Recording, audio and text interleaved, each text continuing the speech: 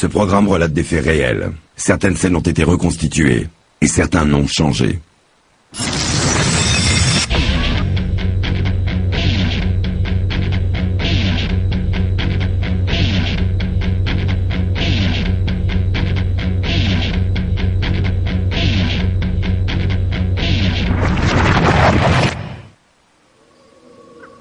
Nous sommes en 1949. Par cette nuit d'hiver, la ville de Saint-Louis aux États-Unis est le théâtre d'une sinistre cérémonie. Dans une petite maison de banlieue au premier étage, on procède à un étrange rituel.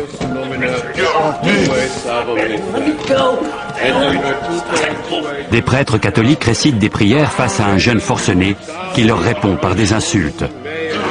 Ils pensent que le garçon est possédé par le démon.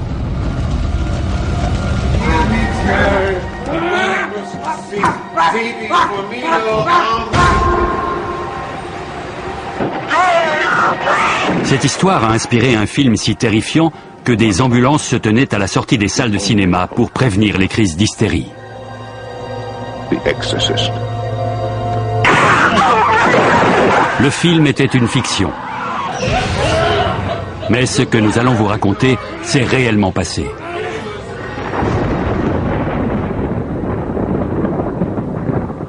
Nous avons pu reconstituer ces événements à partir d'un journal de bord longtemps oublié et des souvenirs d'un vieil homme d'église.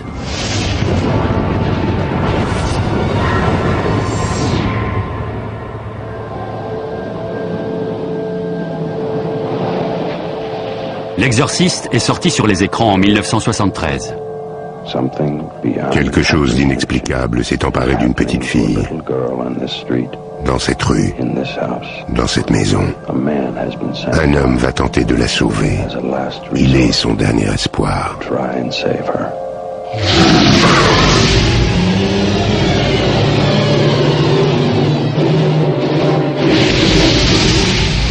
Les gens faisaient la queue pour voir le film.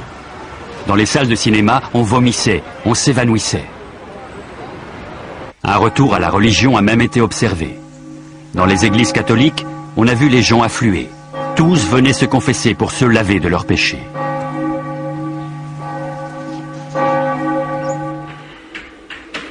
William Peter Blatty, auteur du scénario ainsi que du roman à l'origine du film, a été frappé par ces réactions.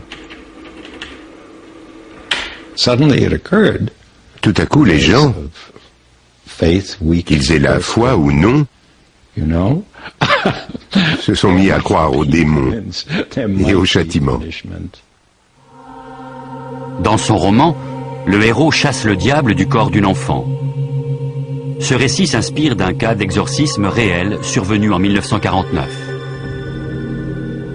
L'exorciste était un prêtre de 52 ans de l'église catholique romaine de Saint-Louis, dans l'État du Missouri. Le père William Bowdern était un curé respecté, charitable et connu pour sa bonté d'âme.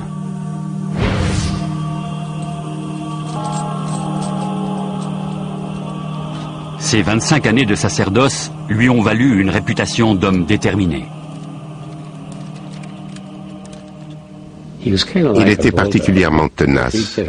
Il ne lâchait rien avant d'en avoir terminé. Un jour, il reçoit un coup de téléphone d'un confrère, le père Raymond Bishop.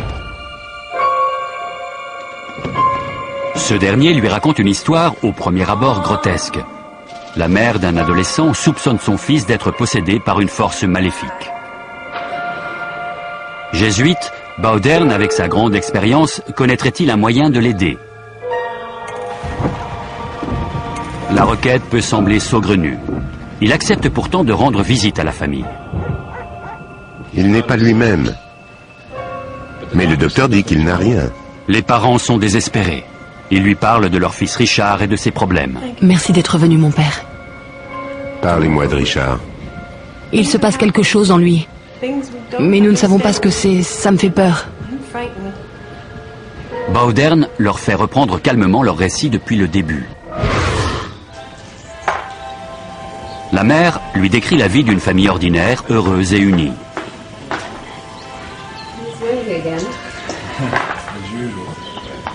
Richard, enfant unique, n'a jamais été une source de problème. Ma belle-sœur Millie nous a rendu visite au mois de janvier. Elle et Richard étaient très proches. Je vais te montrer à quoi sert une planche Ouija. Elle avait apporté une planche Ouija. Une planche avec des lettres dessus. On laisse les esprits la déplacer. Comme ça? Oui, voilà. Millie et Richard ont passé des heures à jouer avec cette table. Ils essayaient d'entrer en contact avec l'au-delà. Ce qui caractérise essentiellement le spiritisme, c'est de croire non seulement que l'âme entame une seconde vie après la mort, mais aussi que les morts peuvent communiquer avec les vivants.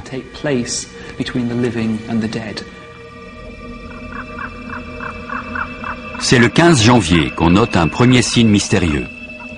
Un bruit de gouttes d'eau régulier se fait entendre. On l'a entendu toutes les nuits, pendant toute une semaine.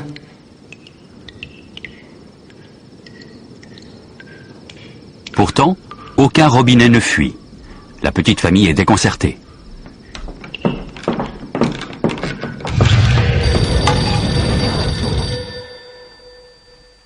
Le 26 janvier, ils apprennent la mort soudaine de tante Millie. Elle n'était pas malade. On ne s'y attendait pas. Richard était mort de chagrin. C'était la première fois qu'il perdait un proche.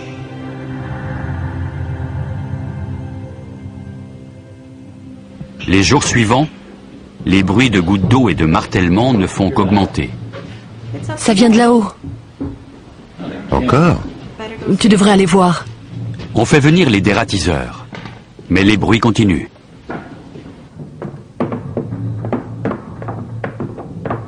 On pense alors au paranormal. Serait-ce l'œuvre des poltergeists, ces esprits frappeurs sortis des légendes du folklore?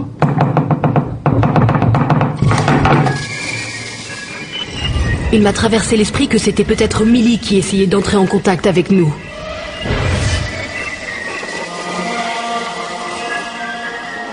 Une nuit, une image pieuse accrochée au mur s'est mise à bouger, comme si on frappait derrière. Ce n'était pas Richard qui faisait une blague, puisqu'il était au lit. On observe un certain nombre de phénomènes inexpliqués que l'on attribue à des esprits frappeurs. On prétend que des objets sont lancés à travers la pièce, ou en lévitation. On dit entendre des bruits étranges auxquels on ne trouve aucune explication. Jusqu'au jour où ces phénomènes prennent une tournure plus inquiétante.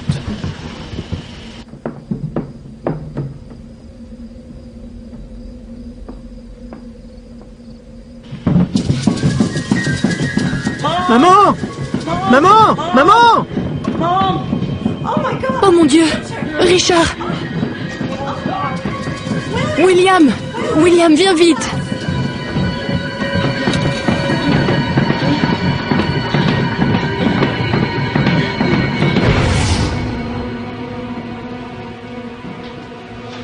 Bonjour les enfants. À l'école, Richard, un enfant d'ordinaire calme et sans histoire, devient l'élève le plus dissipé de sa classe. Arrête ça tout de suite. Mais c'est pas moi! Richard, tu prends la porte.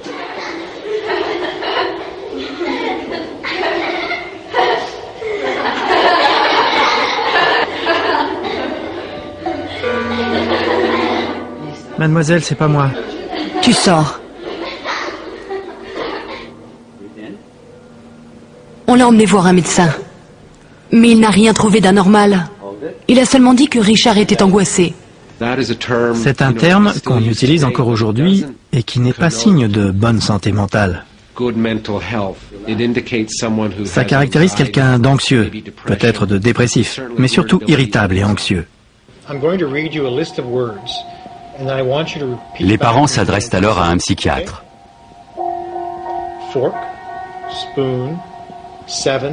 Il lui a fait passer toutes sortes de tests, mais il n'a pas trouvé le moindre problème d'ordre mental.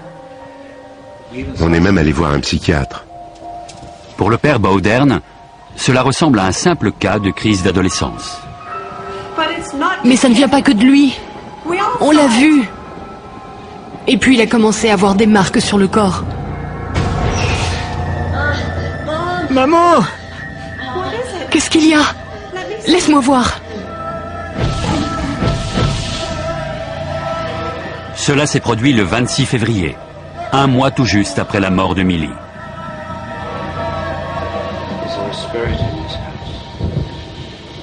On a passé des journées à essayer d'entrer en contact avec Millie à travers la planche Ouija. Toute la famille croyait au spiritisme. Et à la mort de la tante, ils étaient préparés à une forme de communication avec l'au-delà. Si tu es Millie, prouve-le.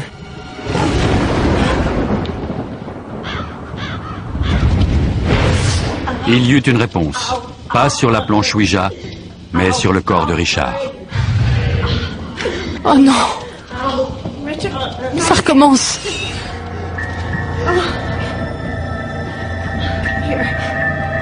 Les parents de Richard, désemparés, finissent par envisager l'impensable. Leur fils est peut-être habité par une force démoniaque. Ils se confient à leur pasteur, un luthérien. Richard, this is the Reverend. Hi, Richard. Let us pray.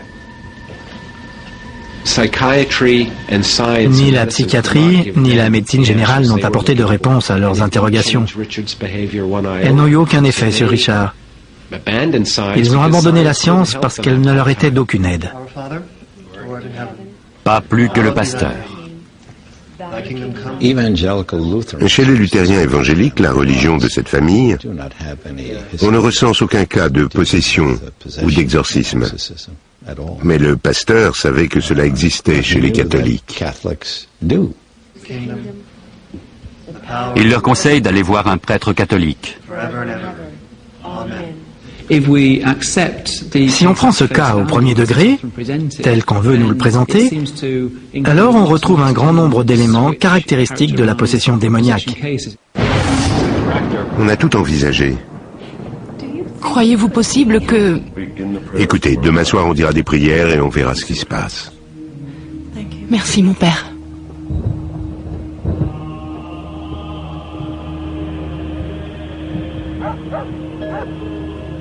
Le lendemain, le père Bowdern sonne à la porte. Cette fois, il est accompagné d'un témoin, l'homme que la famille avait contacté en premier lieu. Le père Raymond Bishop.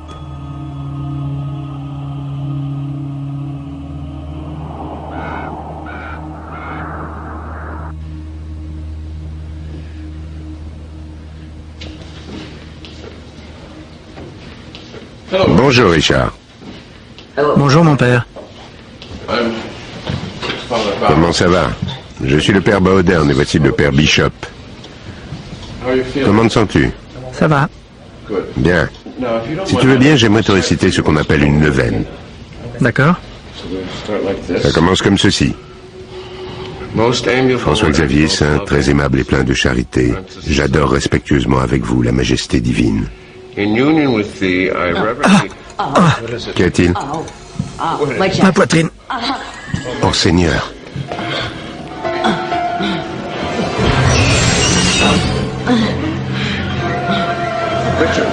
Richard, tu veux que ça s'arrête? Ouais.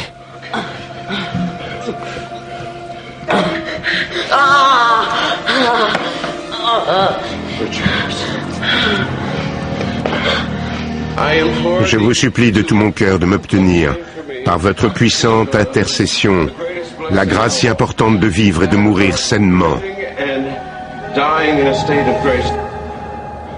Les invocations durent toute la nuit, jusqu'à ce qu'à l'aube, Richard sombre dans un profond sommeil. Les deux prêtres exténués reprennent le chemin du presbytère.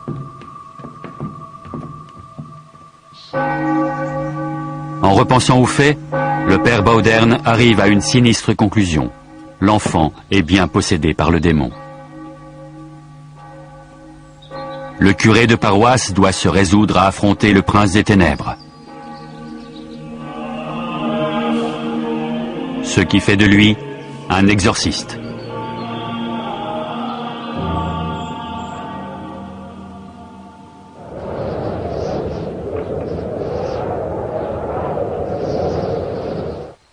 William Bowdern se retrouve au cœur d'une histoire qui inspirera plus tard un film, l'exorciste. C'est un ancien combattant, il a déjà vu la mort en face. Mais rien ne le préparait à la confrontation avec le diable personnifié. Il est allé demander à l'archevêque de Saint-Louis l'autorisation de prononcer des prières d'exorcisme, parce que c'est une obligation. On ne peut pas exorciser quelqu'un comme ça. L'archevêque n'y mit qu'une condition. Il lui a dit qu'il voulait un compte-rendu au jour le jour de tout ce qui se passait et de tout ce qu'il faisait.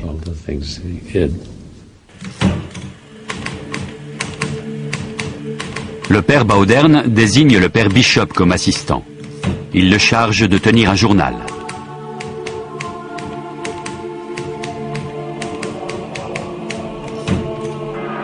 Bauderne doit s'enquérir des étapes d'un rituel très rarement pratiqué. Il consulte le Rituale Romanum, un manuscrit vieux de 400 ans, rédigé en latin, sur les rites de l'Église catholique.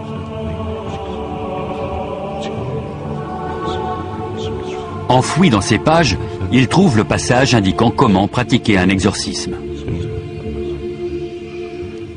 Les signes de possession sont les suivants. L'aptitude à parler sans difficulté une langue mystérieuse, la faculté de révéler des vérités secrètes ou à venir, la démonstration d'une force physique démesurée par rapport à l'âge du sujet.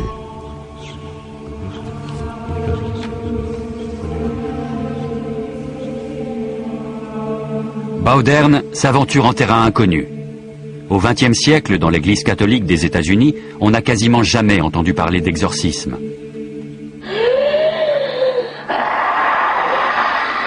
Ces vidéos amateurs ont été tournées en France dans les années 90.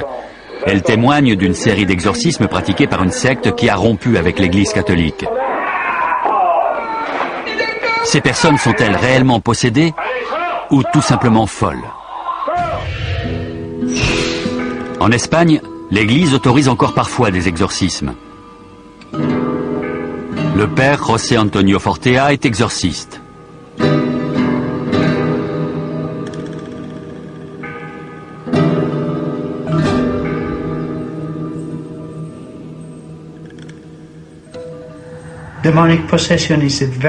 La possession démoniaque est un phénomène très très rare.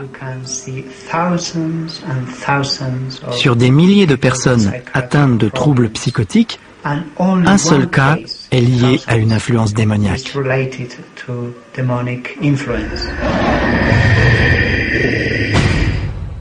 À Saint-Louis, le père Bauderne pense qu'il s'agit bien d'un cas de possession. Il se prépare suivant les instructions du Rituale Romanum. Le prêtre doit prononcer les exorcismes d'une voix forte et intimidante. Il doit avoir un crucifix à portée de la main. S'il constate que le corps du possédé est anormalement agité en certains endroits, il doit faire le signe de la croix au niveau de la partie du corps concernée et l'asperger d'eau bénite qu'il doit avoir à portée de main à cette intention.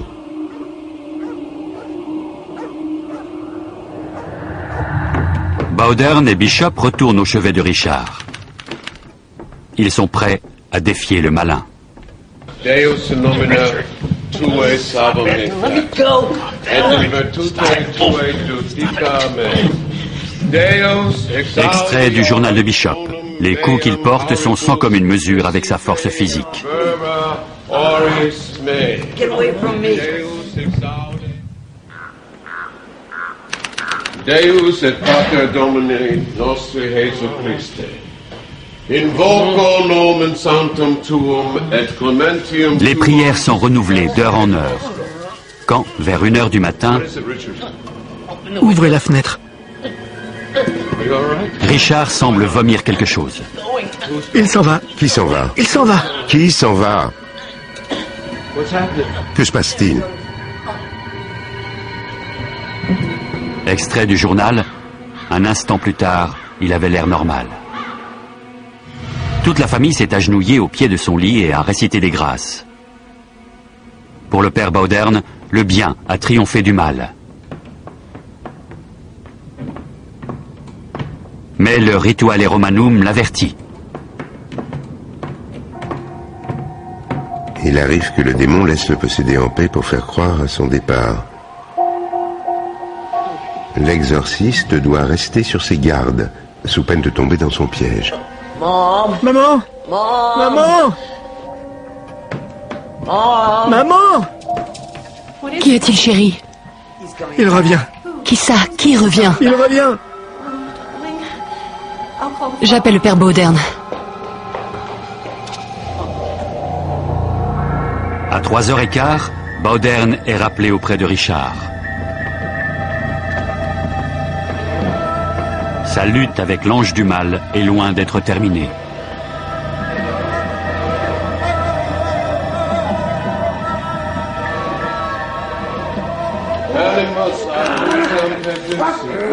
Dimanche 20 mars, extrait du journal.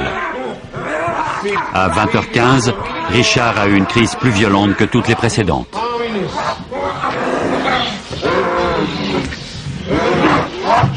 Cela s'apparente effectivement à l'œuvre du démon. Mais d'un point de vue médical, il peut y avoir une autre explication. D'après les symptômes décrits, soit Richard feignait la possession, soit il souffrait de crises partielles complexes.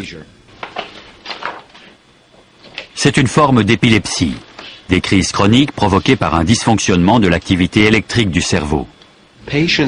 Les patients atteints de cette lésion au niveau du lobe temporal sont victimes d'hallucinations ou de délires. Ils peuvent être envahis par des pensées religieuses ou philosophiques et, en de rares occasions, agir de manière extrêmement violente.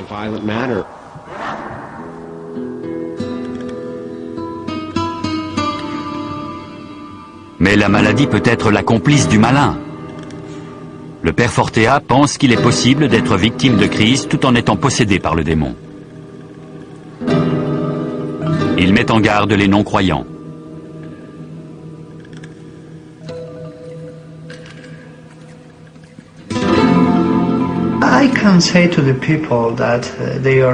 Je peux dire aux gens qui ne sont pas certains de l'existence de Dieu que s'ils croisaient le regard d'une personne possédée, ils sauraient ce que cela fait de voir l'éternité en face de soi. L'éternité tout entière, des siècles et des siècles, des milliers et des milliers d'années en face de soi, et aucun salut. L'écrivain William Peter Blatty est croyant. Une fois convaincu que c'était un phénomène réel, je me suis consacré presque avec ferveur à rendre tout cela réel aux yeux du lecteur, pour qu'il puisse partager ma conviction.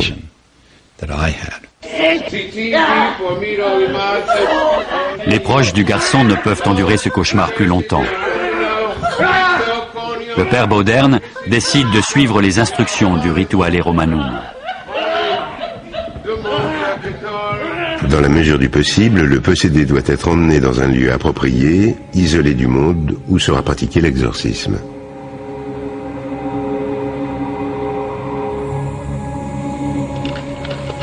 Le lieu approprié est un hôpital catholique de Saint-Louis tenu par des frères alexiens.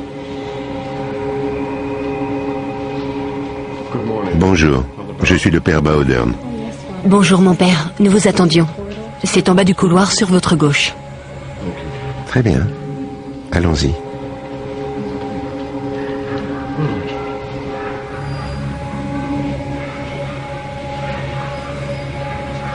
Richard est interné dans une aile spéciale de l'établissement, là où les portes sont verrouillées et les vitres renforcées. Il est le nouveau pensionnaire du service psychiatrique. Le démon l'entraînait vers la folie.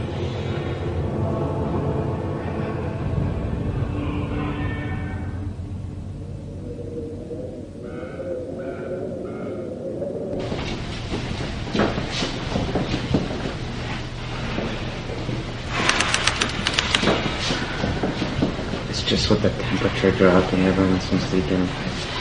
Good evening, Father. Good evening, Father. Le 22 mars 1949, le père Baudern demande des renforts dans sa lutte contre le mal.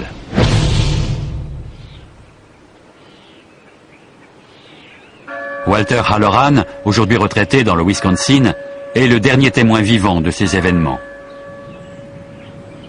En 1949, il était le jeune séminariste chargé de maîtriser Richard au cours des séances d'exorcisme. C'était mon rôle du début à la fin, le tenir immobile. Et de temps en temps, entre deux séances de prière, je passais le voir et on parlait.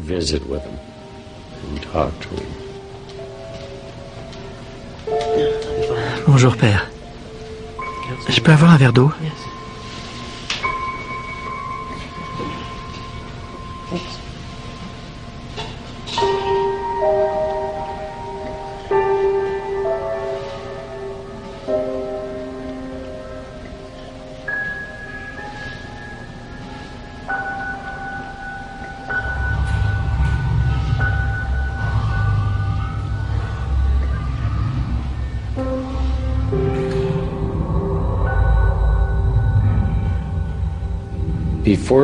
Avant de dire les prières, on allait chercher une fiole d'eau bénite, grosse comme ça.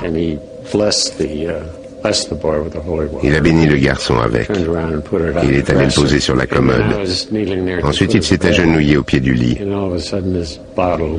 tout à coup, la fiole a volé dans les airs, m'a frôlé. Elle s'est écrasée contre le mur et elle est tombée au sol.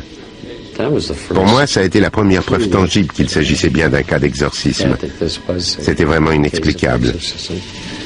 C'est arrivé comme ça. Et je l'ai attribué à l'esprit du démon.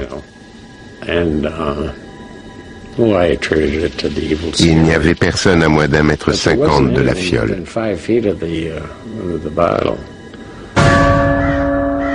Tu vas mourir en 1957. Je t'ai vu en enfer. Misérable crevure. Richard, ou l'esprit du diable qui l'habite, couvre les prêtres d'injures. Dans le journal, il est fait mention d'un langage obscène et ordurier, évoquant les parties génitales et la masturbation.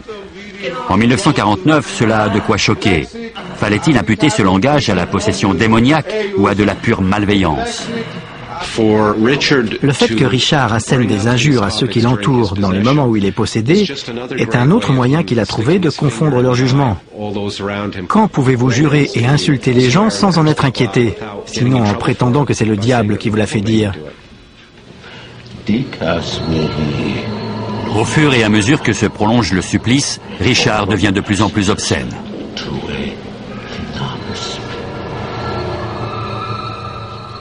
Davine, où tu peux te l'enfoncer.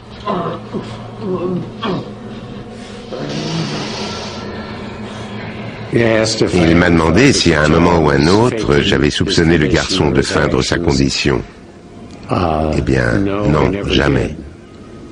Il n'y avait rien qui laissait supposer, à l'époque où il avait ses crises, qu'il essayait d'attirer l'attention ou qu'il se réjouissait.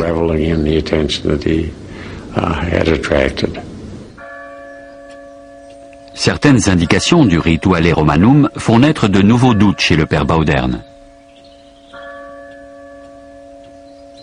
Il y a un certain nombre de conditions et de descriptions qui concernent l'exorciste lui-même. Le prêtre doit se distinguer par sa piété, sa prudence et son intégrité.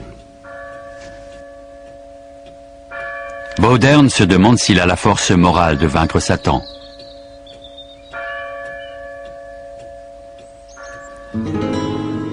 En Espagne, le père Fortea sait par quoi William Bauderne a dû passer.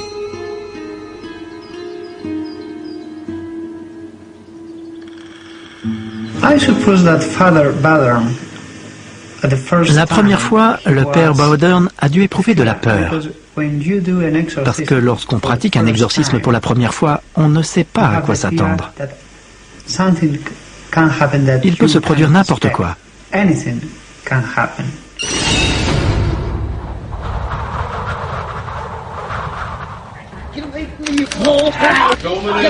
Extrait du journal.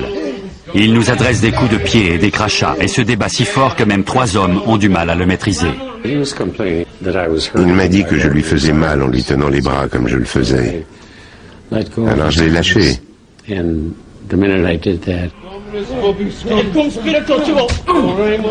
Et aussitôt il m'a frappé. Père, est-ce que ça va? Richard, par pitié. Qu'est-ce qui t'arrive? Ce n'est rien, je me suis fait mal. Richard semble ne pas se rendre compte.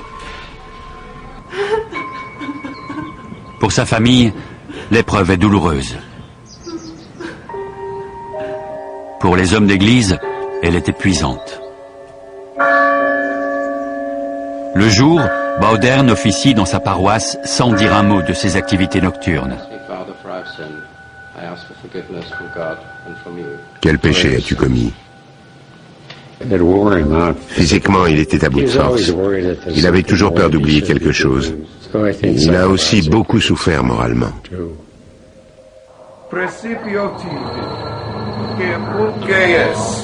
Spiritus Mundi et omnibus socialis tuis hoc de famulum occidentibus ut per mysteria incarnationis passiones. Extrait du journal. Il y a eu 4 ou 5 mictions de ce type au cours de la nuit. Certains jours, on avait l'impression de faire des progrès, et d'autres fois, c'était décourageant. De toute évidence, on n'avançait pas.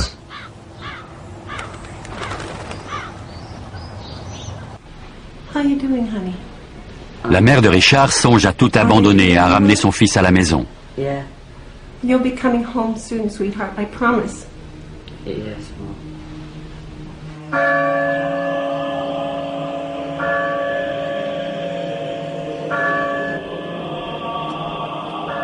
Le père Baudern, exténué, amaigri, est de plus en plus faible.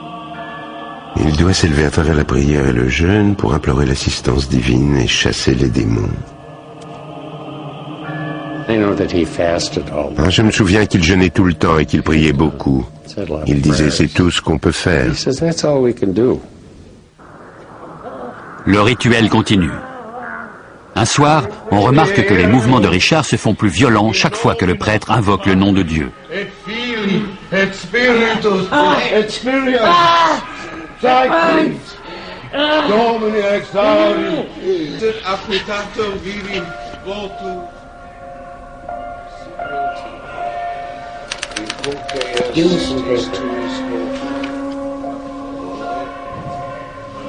omnibus sis tuis hoc Dei famulum obsentibus.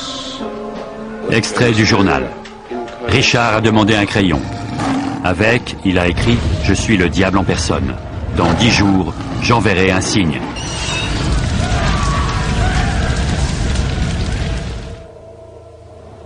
Quel signe? Baudern l'ignore, mais il ne demandera pas. Le Rituale Romanum comporte une règle stricte, ne jamais engager de conversation avec Satan. Il ne faut pas commencer à poser des questions comme « Pourquoi t'en prends-tu à cet enfant ?» ou quoi que ce soit de ce genre. Il faut s'en tenir aux récitations des prières. Une idée lui vient à l'esprit. Richard, es-tu baptisé? Je ne me rappelle pas. Voudrais-tu être baptisé catholique? Oui, mon père. Le baptême est le tout premier sacrement dans la vie d'un chrétien. C'est déjà une forme d'exorcisme. Habituellement, il est célébré dans la joie. Celui de Richard sera un cauchemar.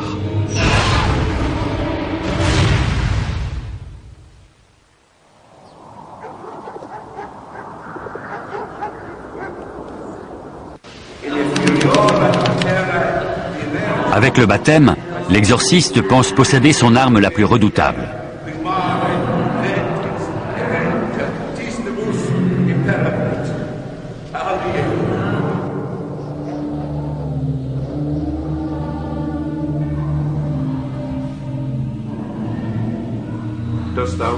Renonces-tu à Satan? Il répète la question encore et encore. Renonces-tu à Satan? Renonces-tu à Satan? Je renonce à Satan.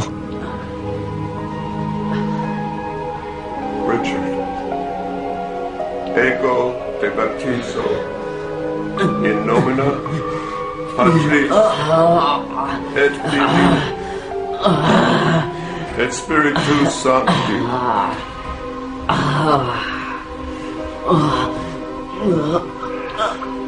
Richard, je te baptise au nom du Père, du Fils et du Saint-Esprit.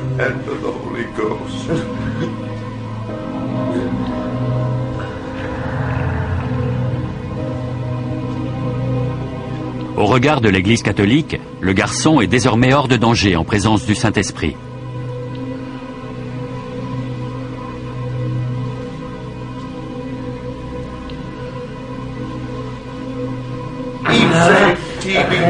Mais le diable n'en a pas terminé avec lui. Extrait du journal. Les crachats, insultes, gyrations et violences physiques habituelles ont continué jusqu'à 23h30. Omni incursio adversari, omni phantasma, omni... L'exorciste espagnol José Antonio Fortea sait ce qu'a enduré le père Baudern. Pendant 2 ans, il a tenté de chasser le diable du corps d'une jeune femme.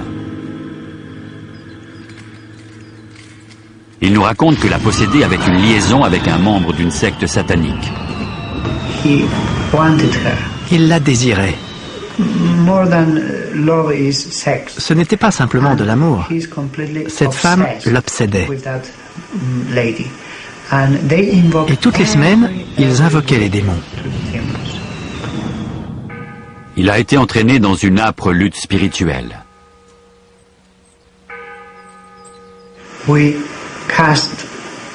Vous chassez des démons et eux en font venir d'autres. Le prêtre espagnol a noté un point commun avec le cas de 1949. Dans les 2 cas, on a convoqué des esprits impies.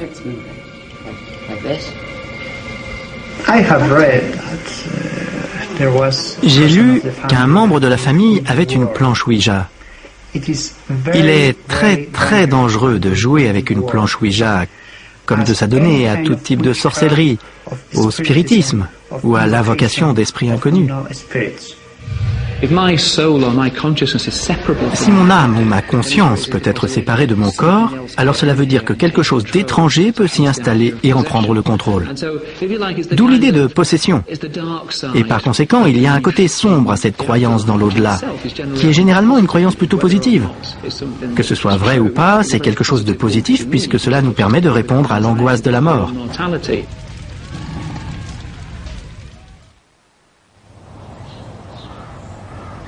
Dans les jours qui suivent son baptême, Richard connaît une période de répit. Il se rend utile à l'hôpital. Mais la nuit, les exorcismes se poursuivent. Il faisait des choses étranges. Il vous crachait dessus et ses yeux étaient fermés. Il se jetait sur moi les yeux fermés, mais ne me ratait jamais.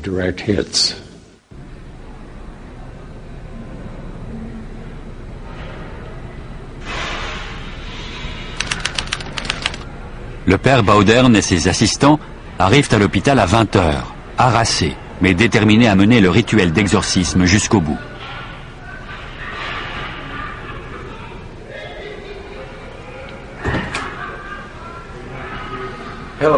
Bonjour Richard. Bonjour mon père. Comment vas-tu? Bien. Disons un chapelet. Notre Père qui êtes aux cieux, que votre nom soit sanctifié. Richard, que se passe-t-il? Comme gravé dans la peau en lettres majuscules, le mot « sortir » apparaît sur son corps.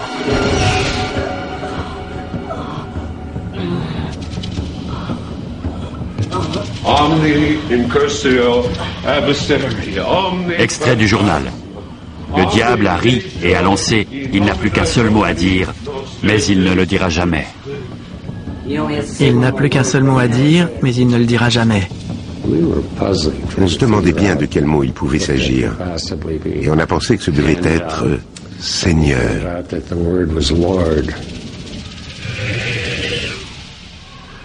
Les prêtres invoquent le nom du Seigneur. Richard est de plus en plus agité. Il est sujet à des délires. Dans le journal, on peut lire que Richard a eu une vision de l'archange Michel. Ça brûle! À travers la voix de Richard, c'est l'ange qui a parlé. Satan, je suis Saint Michel et je t'ordonne à toi, Satan, et aux autres esprits maléfiques de quitter ce corps au nom de Dieu, immédiatement, disparais. Plus tard, Richard raconte qu'il a vu un ange se battre avec le démon à l'entrée d'une grotte d'où jaillissaient des flammes. L'ange est sorti vainqueur et le diable s'est retiré dans les flammes. Il est parti.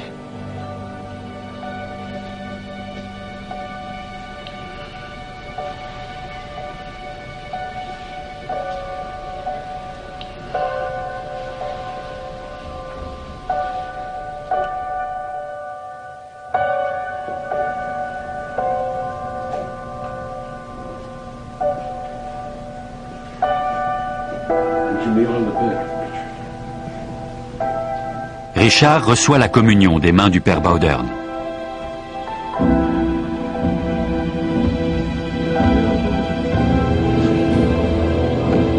Peu de temps après, une puissante détonation retentit dans les murs de l'hôpital. Mais personne n'a vu la moindre explosion, ni perçu d'onde de choc. Les gens qui étaient dans l'église de l'autre côté de la rue l'ont entendu. Les lumières se sont éteintes et quand elles se sont rallumées, Richard s'est assis et il a dit « Il est parti ». Pour Bowdern, cet étrange phénomène indique que le démon a fini par quitter le corps de Richard.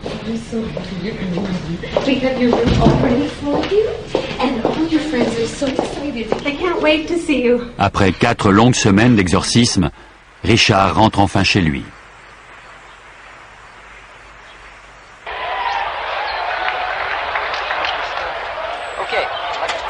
Était-ce réel? Ou Richard les aurait-il tous trompés? Ce n'était peut-être qu'une mauvaise blague. Quand il a compris combien il était facile de duper tout le monde, le garçon a peut-être mis en scène une grande partie du phénomène.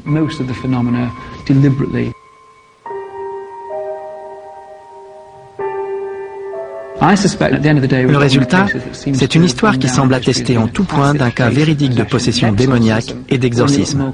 Mais si on y regarde de plus près, tout cela ne repose que sur des preuves très minces.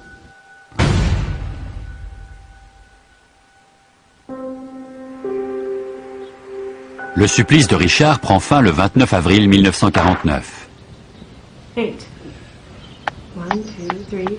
Il aura duré plus d'1 mois. À la maison, son père et sa mère guettent les moindres signes de résurgence du démon. Richard retrouve une vie normale de garçon de son âge. Le diable, semble-t-il, est retourné en enfer. Le père Bowdern retrouve ses occupations paroissiales. Il ne reparle guère de l'exorcisme. Des années plus tard, l'écrivain William Peter Blatty prépare son prochain roman, L'Exorciste. Il correspond avec le père Bowdern, qui refuse de le rencontrer en personne. Il m'a dit, la seule chose que je puisse vous dire, c'est que j'ai eu affaire à un véritable cas de possession. Je n'avais aucun doute là-dessus à l'époque et je n'ai aucun doute aujourd'hui. Je suis convaincu que le cas de Richard et tout ce qui lui est arrivé est réel. Il n'y avait aucune manipulation de sa part.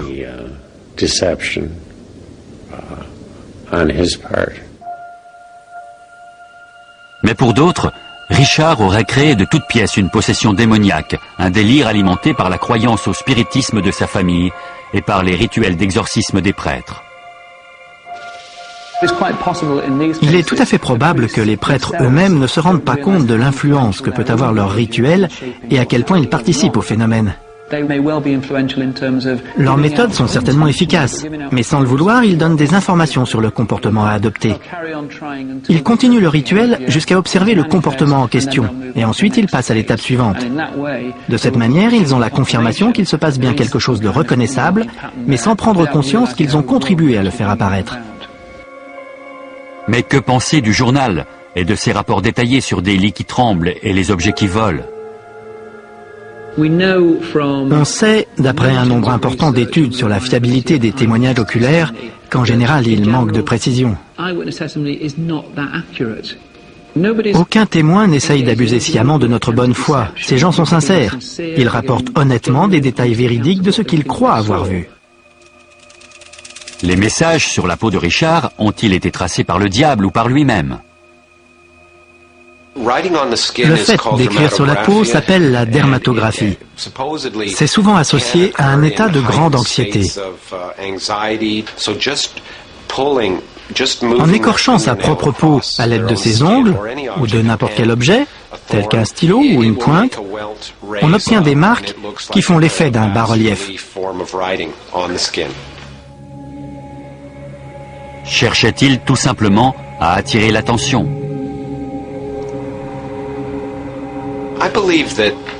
Je crois que toute cette histoire a commencé par une blague d'un garçon de 14 ans. Par la suite, quand l'Église catholique s'en est mêlée, il a dû aller jusqu'au bout.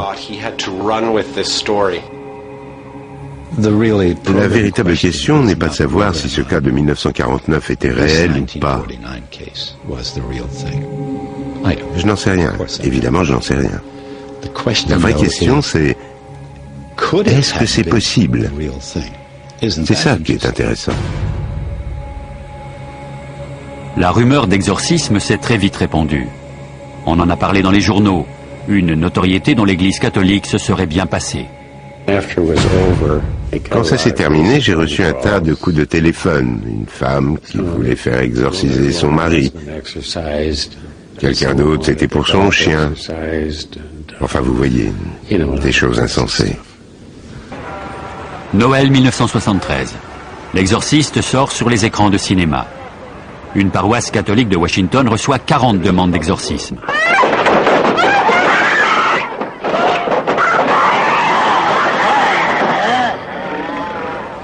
À Saint-Louis, Walter Halloran et William Bowdern assistent à une séance. Bowdern est choqué. Il s'est passé quelque chose dans le film et il m'a dit « Walter, c'est pas vrai, ça s'est pas passé comme ça. » Et il m'a tapé sur le bras tout le long du film. J'ai dû lui dire « Calmez-vous, on va nous jeter dehors. »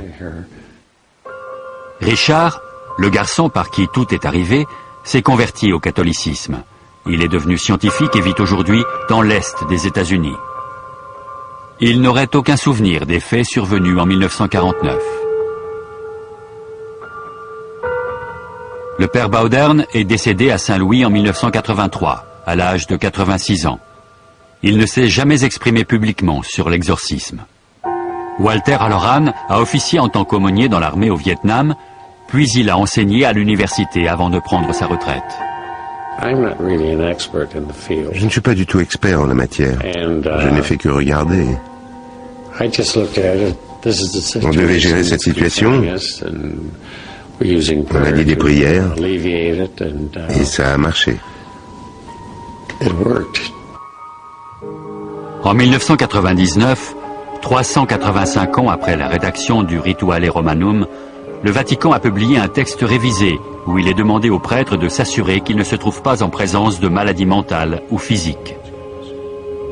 Le Vatican a également ajouté cette phrase à propos du diable. Quiconque prétend qu'il n'existe pas n'adhère pas pleinement à la foi catholique. Si vous croyez au diable ou si vous l'avez vu, alors c'est qu'il y a un Dieu. Ou on a du souci à se faire.